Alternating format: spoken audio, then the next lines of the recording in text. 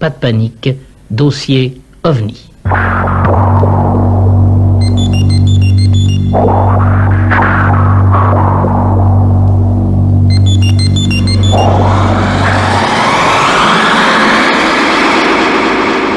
Dossier OVNI. Ce soir, pas de témoignages, non, ce soir nous répondons à vos questions et elles sont nombreuses. Et pour nous aider, Jean-Claude Bourret et moi-même, à répondre à ces questions, avec nous ce soir dans le studio, il y a M. Pierre Guérin, un spécialiste dont vous avez souvent entendu parler dans cette émission et dont même M. le ministre des Armées hier soir a cité le nom. Donc ce soir, l'un des spécialistes des OVNI, des objets volants non identifiés, Pierre Guérin, un chercheur assez connu.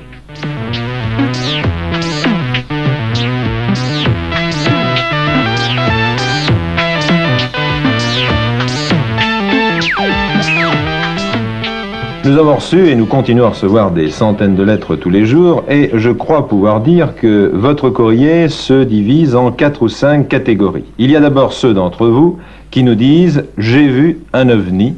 Et je dois tout de suite préciser, Pierre Guérin, je pense, sera d'accord, qu'il ne nous est évidemment pas possible de tenir compte de ces témoignages dans la mesure où nous n'avons pas fait une enquête sérieuse pour vérifier ce que vous nous écrivez.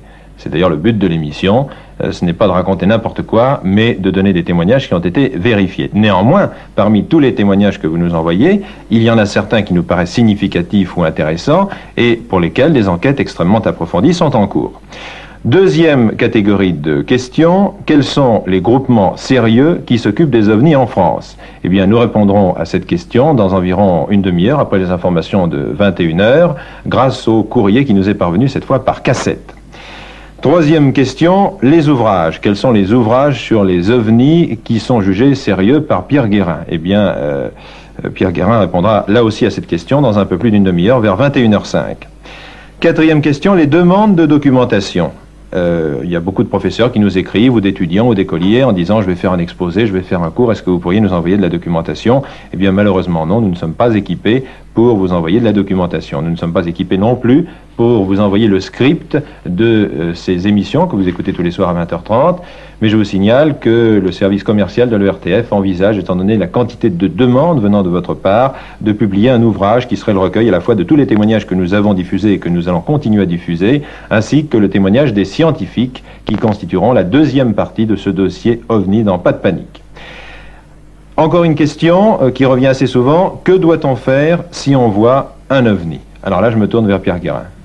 Ça dépend s'il est de près ou de loin. S'il est de près, je ne donnerai aucun conseil, étant donné que le phénomène à ce moment-là a peut-être choisi précisément de se trouver près du témoin, du moins c'est l'impression qu'on a parfois. Et à ce moment-là, le témoin peut regarder et peut-être s'en aller le plus vite possible, selon qu'il a du courage ou qu'il en manque. En ce qui concerne un OVNI vu de plus loin ou dans le ciel, que ce soit d'ailleurs un OVNI ou n'importe quoi d'intéressant, car pour trancher et savoir si c'est ou non un OVNI, enfin, il faut déjà avoir regardé la chose assez longtemps et être sûr de ce qu'on avance, eh bien, il faut un appareil photo qui soit chargé en permanence et il faudrait ne jamais sortir à la campagne, en vacances, sans avoir toujours un appareil photo prêt à fonctionner. Les photos, le jour, chacun sait les prendre, s'il est un bon photographe. La nuit, le problème est beaucoup plus difficile. On a tendance en général à exposer beaucoup trop longtemps. On voit quelque chose qui brille, mais comme c'est la nuit, on se dit il faut faire un temps de pause de l'ordre d'une seconde ou d'une demi-seconde, des pauses lentes. En général, les images ainsi obtenues sont complètement surexposées. Quand quelque chose brille la nuit avec un éclat assez violent, eh bien il faut faire l'instantané comme en plein jour.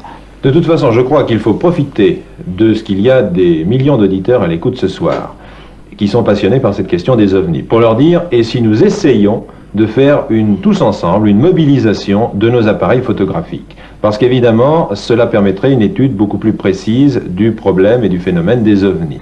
Donc, vous tous qui nous écoutez ce soir, si vous êtes d'accord, vous pouvez toujours avoir en permanence à portée de vous un appareil photo chargé, et vous pouvez toujours essayer de réfléchir, de vous documenter si vous n'êtes pas très fort en photo pour savoir ce qu'il faut faire si vous voyez un objet qui brille dans le ciel la nuit. De toute façon, nous ferons une émission spéciale sur la photo des OVNI de jour et de nuit. Autre question, je désirerais savoir par quelles études on accède à la profession d'ufologue. Mais on n'accède pas à la profession d'ufologue, elle n'existe pas. On peut avoir une propension à étudier ce sujet. Pour le moment, il n'est pas enseigné dans les universités ni même à l'école. Par contre, ce que je conseille très fortement aux jeunes qui me posent ce genre de questions, c'est qu'ils passent leurs examens, qu'ils passent une licence, qu'ils fassent des études scientifiques très poussées. Des études également philosophiques ne seraient pas indispensables si l'on en juge par la façon dont raisonnent certains scientifiques à propos d'un tel problème ou de quelques autres. Et seulement lorsqu'on a atteint un très haut niveau universitaire, on peut envisager de se lancer dans des études aussi difficiles et aussi scabreuses, compte tenu du fait que pour le moment elles démarrent et qu'elles sont bien difficiles à mener à bien. Autre question, presque tous les témoins ont vu des soucoupes volantes la nuit. Quelle en est la raison? Mais c'est pas vrai. C'est absolument faux. En ce qui concerne les ovnis, ne parlons toujours pas de soucoupes volantes, je vous en supplie, Jean-Claude Bourret. Mais c'est votre... Ah, mais je lis la question. Vous lisez la question. Monsieur Roch. Vous lisez la question. Bon, je voudrais aussi que les auditeurs de France Inter et les personnes qui disent avoir vu un ovni emploient ce mot-là parce que, encore une fois, je le répète, la forme en soucoupe est quand même relativement rare par rapport à d'autres formes qui sont décrites. Ce qui caractérise le phénomène, c'est surtout un certain comportement, une certaine façon d'évoluer, une certaine forme de mouvement et de luminosité, certains détails qui constituent justement ces traits caractéristiques, mais pas la forme. Je reviens à la question posée, les ovnis ne se voient pas du tout spécialement la nuit, il y a autant d'observations le jour que la nuit, et le jour on peut même en général voir une structure qui permet de voir que ça n'est ni un avion, ni un hélicoptère, ni un bolide, ni une planète, alors que la nuit c'est souvent un point lumineux dans le ciel, et bien malin, à moins d'être astronome, qui peut juger de quoi il s'agit. Par contre, les atterrissages allégués de ces phénomènes-là, à faible distance, ont une propension, effectivement, d'après les statistiques valables dans le monde entier, et c'est d'ailleurs cela qui montre bien que ce ne sont pas les témoins qui fabriquent le phénomène, ce phénomène existe indépendamment des témoins et indépendamment de leur mode de vie, de leur niveau culturel, puisque la même loi s'observe dans des pays en voie de développement ou dans des pays hautement civilisés. La même loi s'observe en Europe du Nord, en Amérique, au Canada ou en Espagne où au contraire les gens se couchent très tard le soir. Eh bien il y a deux maximums pour les objets vus de très près, deux maximums dans la journée. C'est le soir aux alentours de 20h et à 2h du matin alors que dans beaucoup de pays les gens sont couchés. Voilà la seule loi qu'on peut dire, mais c'est une loi valable pour les choses vues de près. Ce qui est vu dans le ciel à la plus grande distance, dans la mesure où il s'agit d'ovnis, et c'est souvent difficile à dire, eh bien c'est quelque chose qui ne se voit pas spécifiquement la nuit.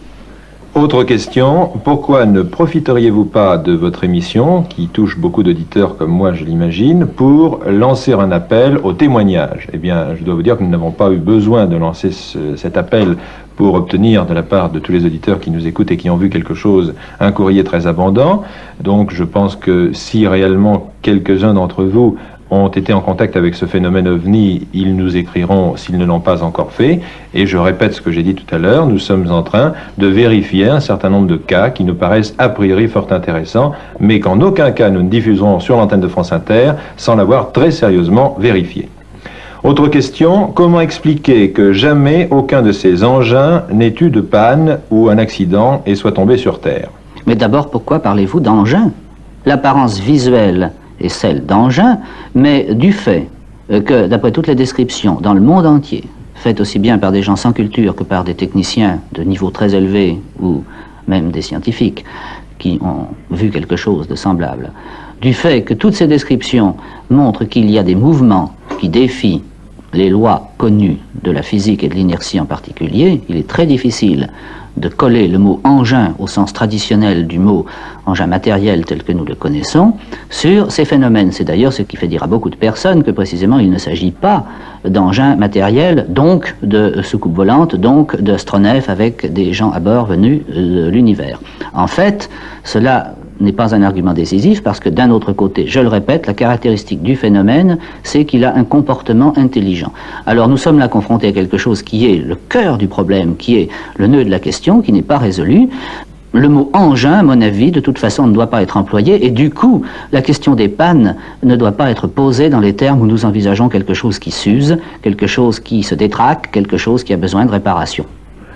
Une dernière question, pourquoi ne parlez-vous jamais des atterrissages et des petits êtres qui ont été vus auprès des ovnis? Eh bien, d'abord, nous avons commencé à en parler la semaine dernière et nous allons continuer la semaine prochaine. Ce sera la dernière partie du dossier témoignage des ovnis. Nous allons parler d'un certain nombre de cas spectaculaires, certes, mais largement vérifiés par des enquêtes qui sont convergentes. Et une fois que nous aurons fermé cette première partie du dossier OVNI, qui a consisté à vous présenter un certain nombre de témoignages jugés les plus crédibles possibles, nous entamerons la deuxième partie qui consistera à faire parler au micro de France Inter une vingtaine de savants internationaux, pas seulement français, qui vous diront quelles sont les conclusions auxquelles ils sont parvenus, si conclusions il y a.